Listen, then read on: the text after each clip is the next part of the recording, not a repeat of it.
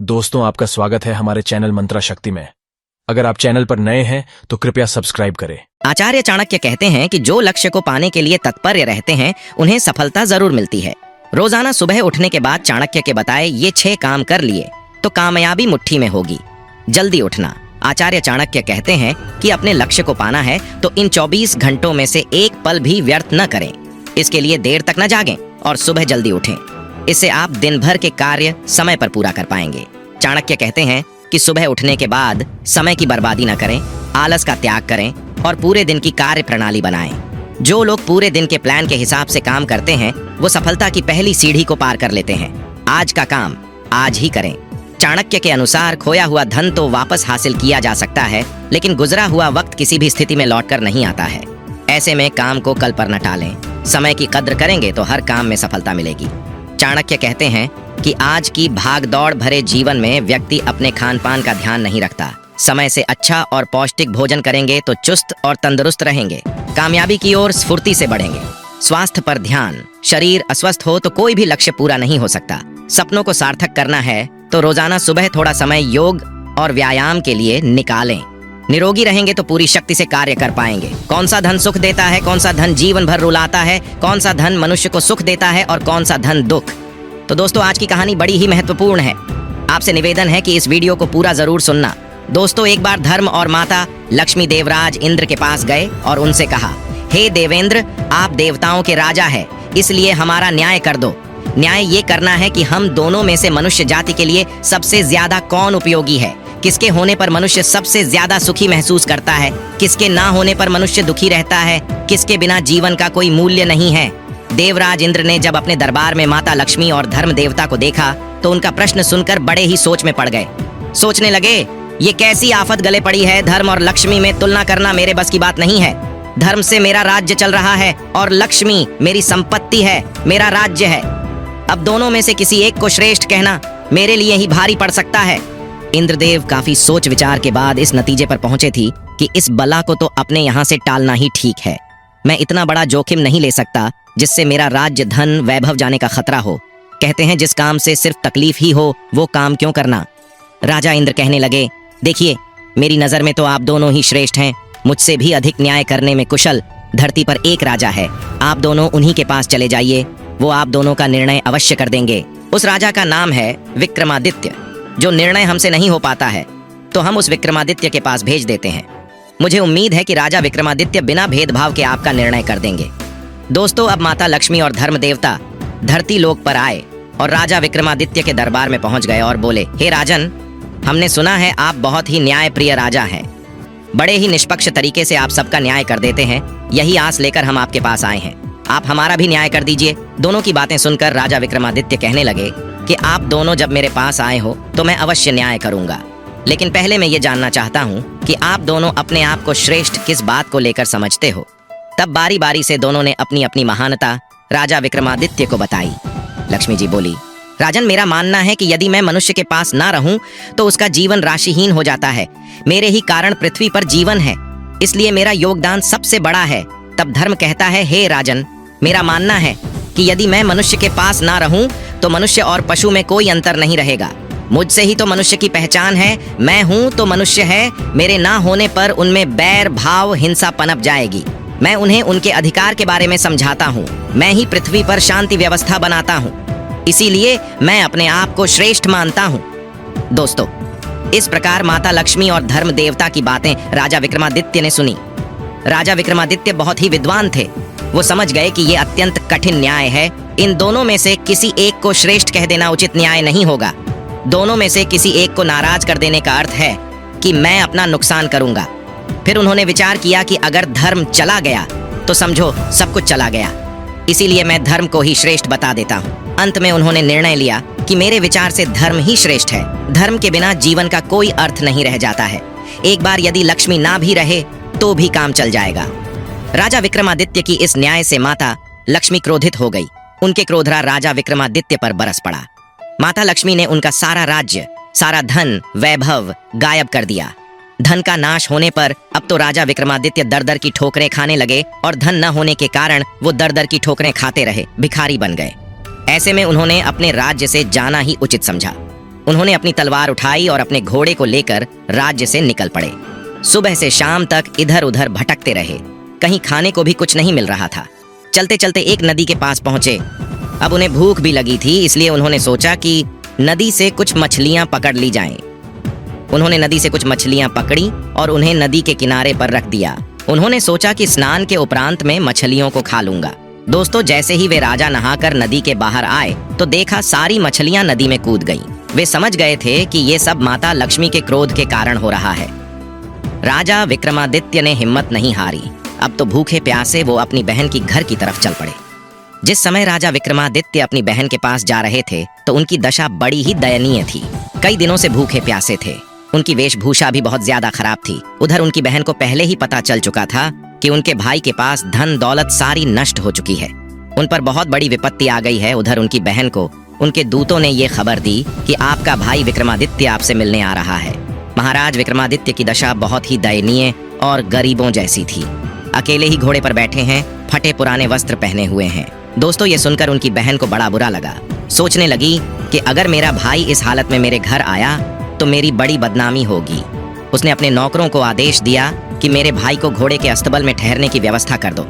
दोस्तों, किसी ने सच कहा है कि जिसके पास धन है उन्हीं के रिश्ते होते हैं। धन न होने पर सगे रिश्तेदार भी उसे मरा हुआ समझते हैं।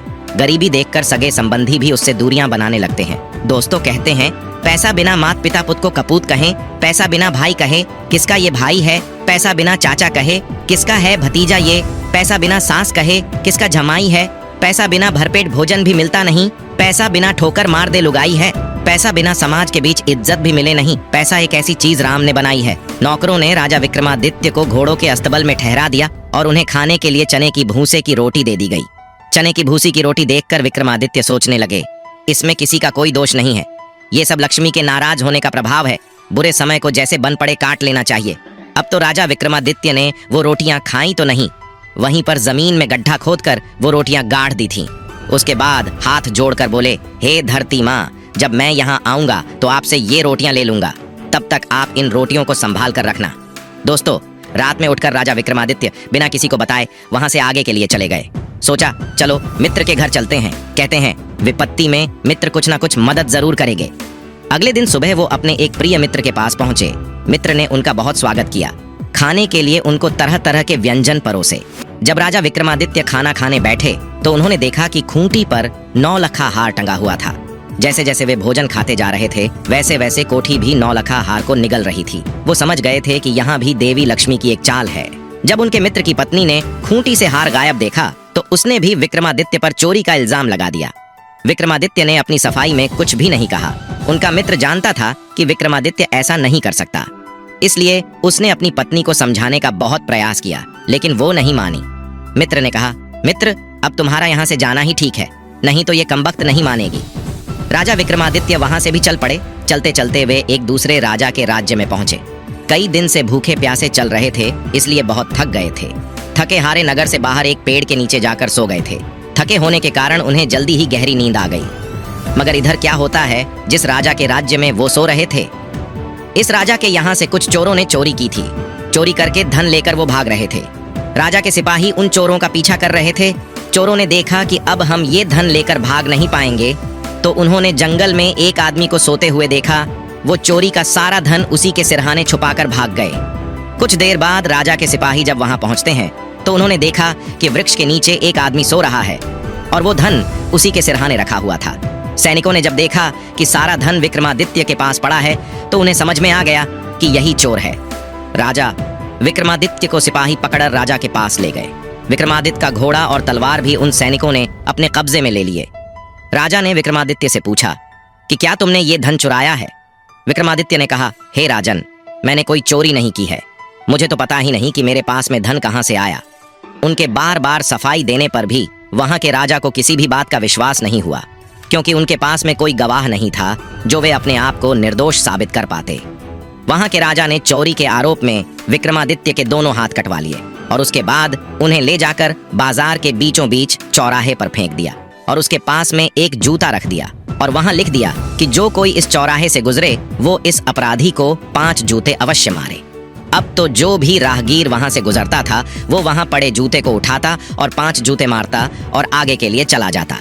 दोस्तों, अगले दिन जहां वो राजा विक्रमादित्य घायल अवस्था में पड़ा था, वहां से उस राज्य का एक तेल निकालने वाला तेली गुजर रहा था।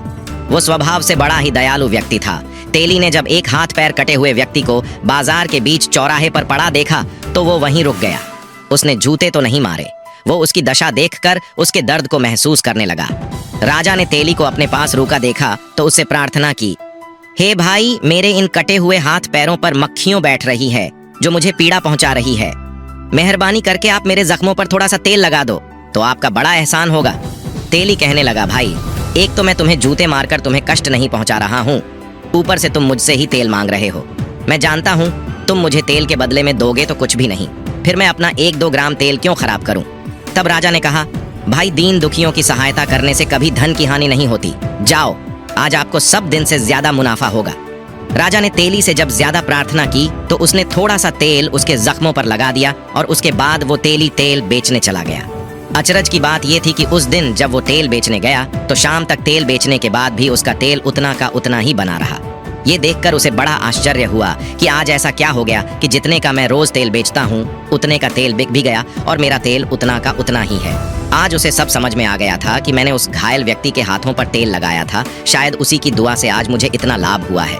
वो सोचने लगा कि अवश्य ही वो कोई देवा आत्मा है। शाम को जब तेल बेचने वाला तेली अपने घर पहुंचा तो वो बहुत खुश था। उसकी पत्नी ने प्रसन्नता का कारण पूछा तो उसने अपनी पत्नी को सारी बात विस्तार से बताई। वो कहने लगा, वो आदमी जरूर कोई न कोई पुण्यात्मा है। उसके कटे हुए हाथों से तेल लगाने के बाद मेरा तेल भी बच गया और जितने का तेल मैं रोज बेचता था उतने का तेल बिक भी गया। ये बात सुनकर उसकी पत्नी भी बड़ी खुश हुई। कहने लगी, एक काम करो, आप उस आदमी को उठाकर अपने घर क्यों नहीं ले आते?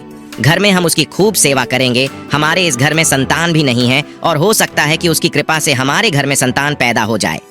तेली बोला, प्रिय, बात तो तुम्हारी ठीक है, पर वो आदमी तो राजा का अपराधी है और राजा से बिना पूछे हम उसे अपने घर कैसे ला सकते हैं? इसलिए हमें इस बात की इजाजत राजा साहब से मांगनी पड़ेगी। उसकी पत्नी ने कहा कि शुभ काम में देरी नहीं करनी चाहिए। आप कल सुबह राजा के दरबार में जाइए और उनसे इस बात की इजाजत लीजिए। दोस्तों, अगले दिन वो तेली राजा से मिलने राजमहल पहुंच गया। राजा ने उसके आने का कारण पूछा तो तेली बोला, हे महाराज, यदि आपकी आज्ञा हो तो मैं उस लूले लंगड़े व्यक्ति को अपने घर ले जाऊं। हमारे कोई संतान नहीं है, इसलिए हमारी ये इच्छा है कि यदि हम उसे अपने घर में रख लेंगे तो हम यही समझेंगे कि हम किसी संतान को पाल रहे हैं। राजा कुछ देर सोचता रहा, फिर बोला कि वैसे भी वो व्यक्ति हमारे लिए किसी काम का नहीं है, इसलिए तुम उसको अपने घर ले जा सकते हो। राजा की आज्ञा मिलते ही वो तेली विक्रमादित्य को अपने घर ले आया। विक्रमादित्य उसके घर में पहुंचते ही उसके सब काम अच्छे ढंग से चलने लगे। तेल में भी उसे बहुत मुनाफा होता था।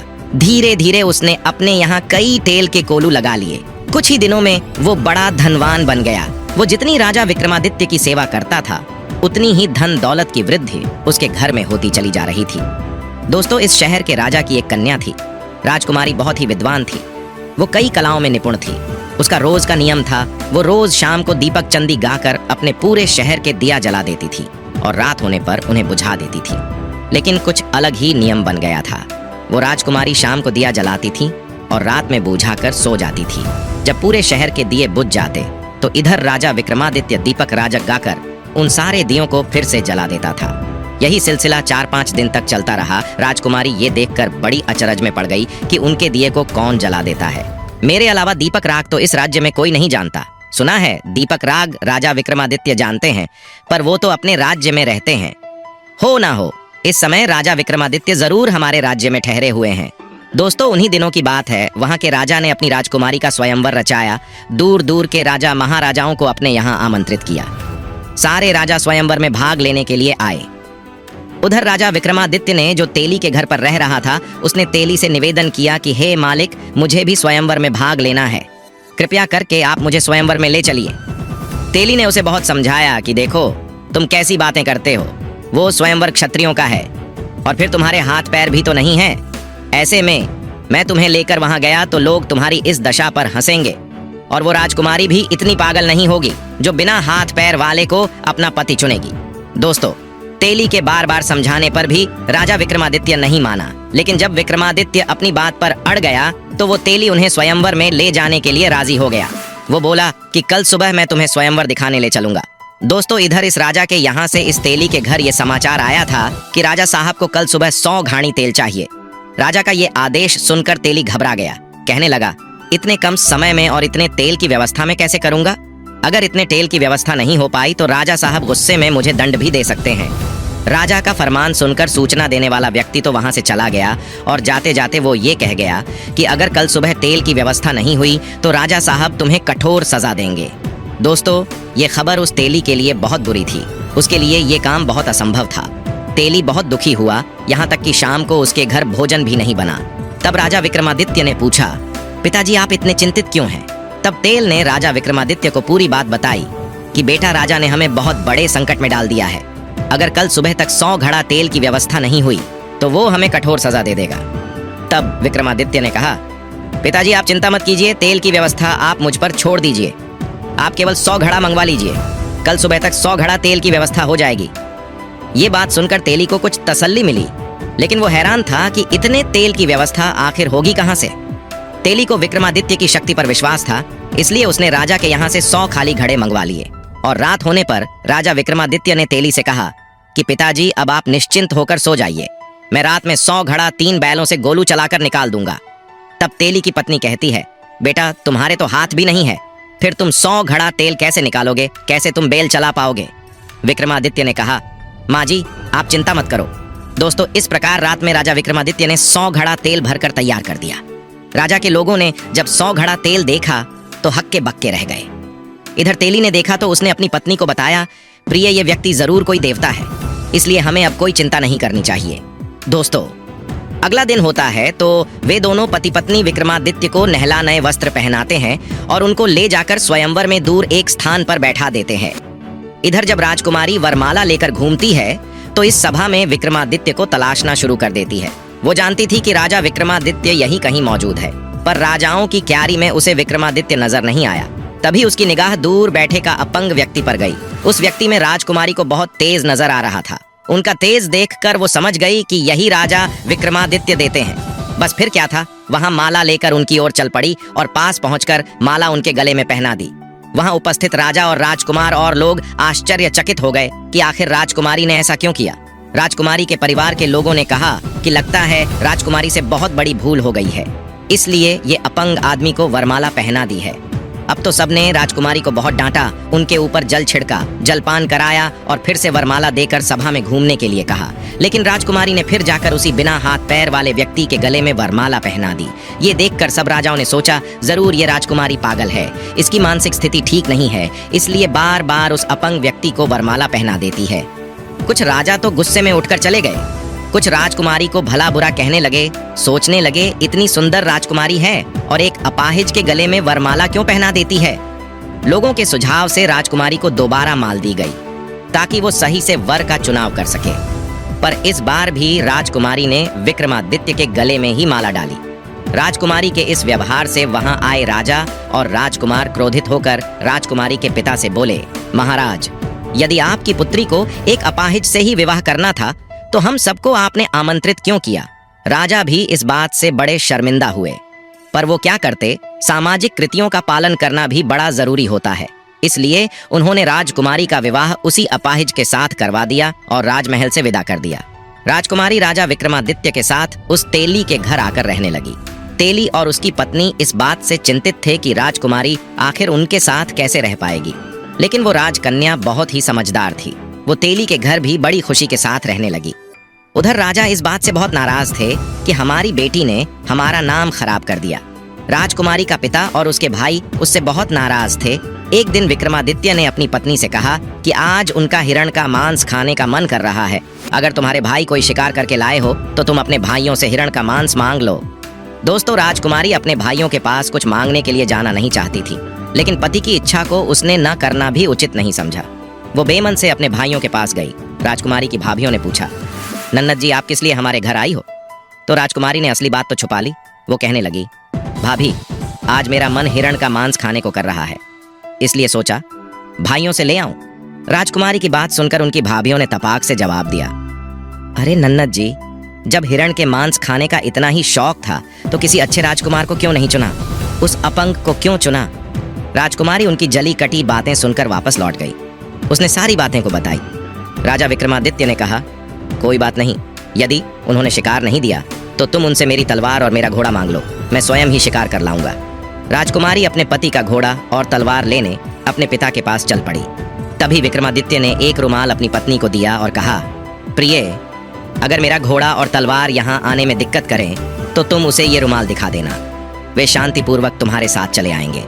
जब राजकुमारी वापस अपने पिता के महल में पहुंची तो उसकी भाभियों ने उसका फिर मजाक बनाया। राजकुमारी बोली, इस बार मैं हिरण का मांस मांगने नहीं आई हूँ, मैं तो उनका घोड़ा और उनकी तलवार लेने आई हूँ। दोस्तों, राजा विक्रमादित्य के घोड़े और तलवार ने भी वहाँ आतंक मचा रखा था, कोई भी उनके करीब नहीं जाता था। राजकुमारी की भाभियों ने फिर से मजाक बनाया कि जो नन्नत जी घोड़ा और तलवार के पास संभाल कर जाना, कहीं तुम उनका शिकार न बन जाओ। वे मन ही मन बड़ी खुश होने लगी, सोचने लगी कि अच्छा होगा जो ये उनका शिकार बन जाए। अब तो राजकुमारी तलवार के पास पहुंची तो तलवार नाग का रूप बनकर उसे काटने को दौड़ी। घोड़े के पास गई तो घोड़ा उदंड करने लगा। राजकुमारी ने तुरंत रुमाल निकालकर उन्हें दिखा दिया। विक्रमादित्य का रुमाल देखते ही दोनों शांत पड़ गए। राजकुमारी ने तलवार उठाई और घोड़े की लगाम पकड़ी और वापस विक्रमादित्य के पास आ गई। जब शाम होने को हुई तो विक्रमादित्य ने राजकुमारी से कहा कि अब वो उस घोड़े की पीठ पर बैठा दे, आज वो जंगल में शिकार खेलने खुद जाएगा। राजकुमारी ने कहा कि आप घोड़े की सवारी कैसे करोगे, आपके तो हाथी नहीं है। विक्रमादित्य ने कहा, तुम चिंता मत करो। राजकुमारी ने अपने पति को घोड़े पर तो बैठा दिया, पर बिना किसी को पकड़े घोड़े से वो नीचे गिरने लगा। ये देखकर राजकुमारी बड़ी दुखी हुई, उसकी आंखें भर आई, पर उसने अपने आंसुओं को छुपाने के लिए अपना मुंह दूसरी ओर घुमा लिया। तभी उसे लगा कि घोड़े की लगाम को कोई उसके हाथों से खींच रहा है। उसने झट से पीछे घूमकर देखा तो वो देखकर बड़ी हैरान थी। उसने देखा कि राजा विक्रमादित्य घोड़े पर सवार थे और उनके हाथ पैर सब मौजूद थे। ये देखकर वो बड़ी खुश हुई।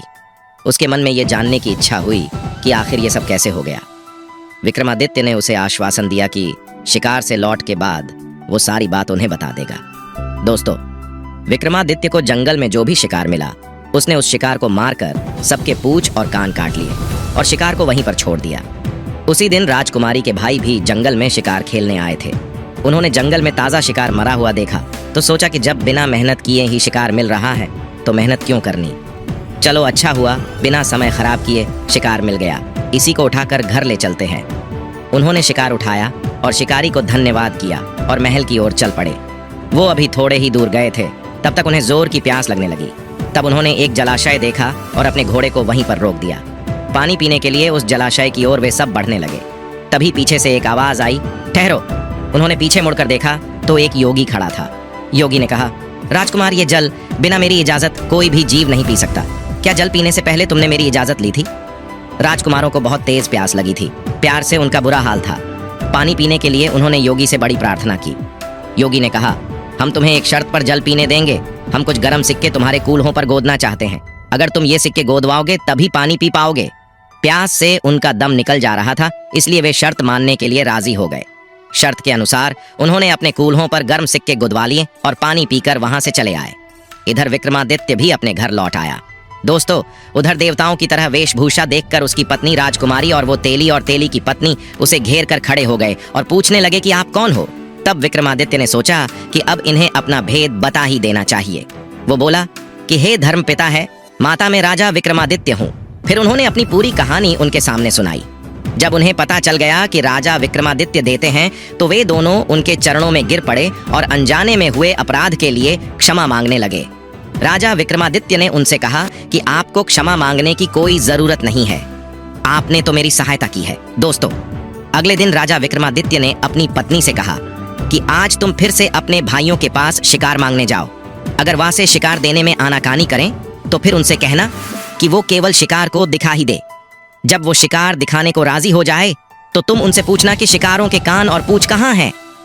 इतना कहकर विक्रमादित्य ने जंगल में घटी पूरी घटना अपनी पत्नी को सुना डाली और उसे वो थैला दे दिया जिसमें उन शिकारों की कान और पूंछ रखे हुए थे और कहा कि जब भी ये कहे कि ये शिकार हमने किया है तो तुम ये थैला उनके सामने पलट देना और फिर मेरे बारे में उन्हें बताना। दोस्तों, इस बार राजकुमारी बिना किसी संकोच के भाइयों के घर चल पड़ी। इस बार भी वहां वहीं पर स्थित बनी जो पिछली बार बनी थी। जब उन्होंने बिना कान और मूंछ वाले शिकार उसे दिखाए तब राजकुमारी ने पूछा, इन शिकारों के कान और पूंछ कहाँ हैं? अब तो राजकुमारी के सभी भाई चुप रह गए। अंत में राजकुमारी ने वो थैला जो विक्रमादित्य ने दिया था उनके सामने पलट दिया।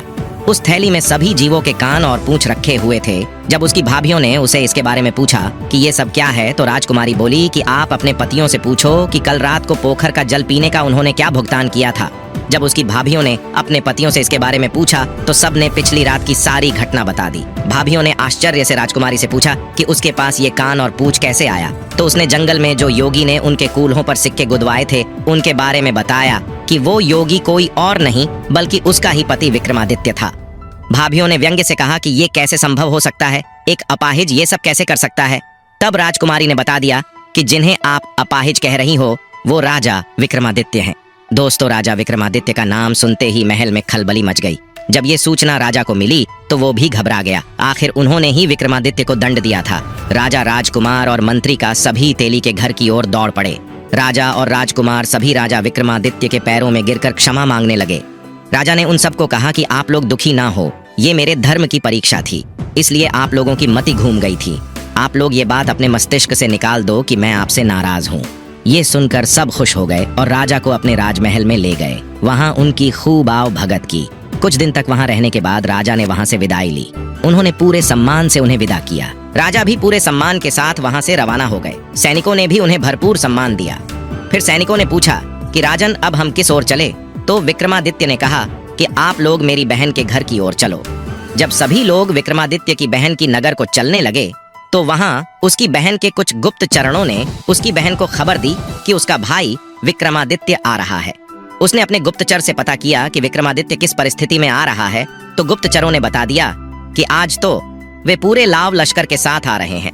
बहन ने तुरंत राज्य के कर्मचारियों से उनके भव्य स्वागत के लिए कहा और बोले कि उन्हें विशेष महल में ठहराया जाए। जब विक्रमादित्य पहुंच गए तो बहन उनके लिए बेहतरीन व्यंजन बनाकर उनके स्वागत में पहुंची। राजा विक्रमादित्य ने कहा कि बहन, मैं आज भी वहीं रुकूंगा जहां मैं पिछली बार रुका था, उन घोड़े के अस्तबल में। ये सुनकर बहन बहुत शर्मिंदा हुई। उसे अपनी किए पर पश्चाताप होने लगा।